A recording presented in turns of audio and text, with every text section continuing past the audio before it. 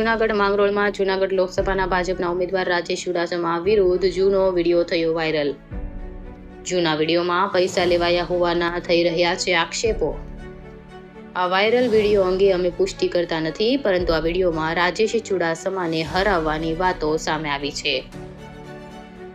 વિડીયોમાં કહેવાઈ રહ્યું છે કે ગદ્દારોને માફ નહીં કરાય। વિડીયો વાયરલ થતા રાજકીય ખળભળાટ મચ્યો। जगदीश यादव, जूनागढ़। मित्रों, हार जीत तो ऐला करे तो भाई हरदास भाई कहता था एम क्या पासवर्ड थी गांव में रहा से मरद ना दिखा हो तो हमें साथी आवे ने तो हमने खबर पड़े।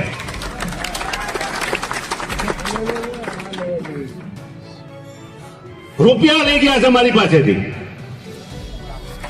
મિત્રો, રૂપિયા લઈ ગયા છે, માયકા એટલા રૂપિયા આપ્યા છે અને ગદ્દારી કરી છે એનું દુઃખ છે। આજે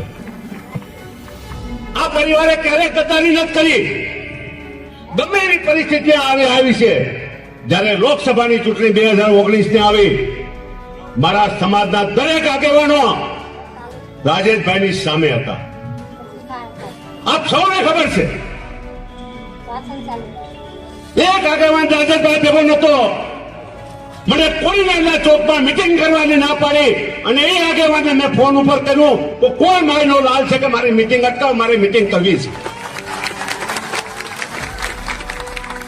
એ મિટિંગ કરી હતી ત્યાં અને રાજેશભાઈને કારાળિયા રાજપૂત સમાજના 80% મત અપાવ્યા હતા। મિત્રો, આ એ પરિવારના સંસ્કાર માનસિંહભાઈમાં રહેલા છે। એટલે મારી વિનંતી છે, આવા ગદ્દાર લોકોને ક્યારેય માફ નહીં કરતા। અમને એમ કે 900 મત એટલે મામૂલી મતદાન કહેવાય મિત્રો, ના મામૂલી મત કહેવાય। એવી ખબર હોત ને તો ગમે ત્યાં ધાર પાડીને પણ લઈ લે।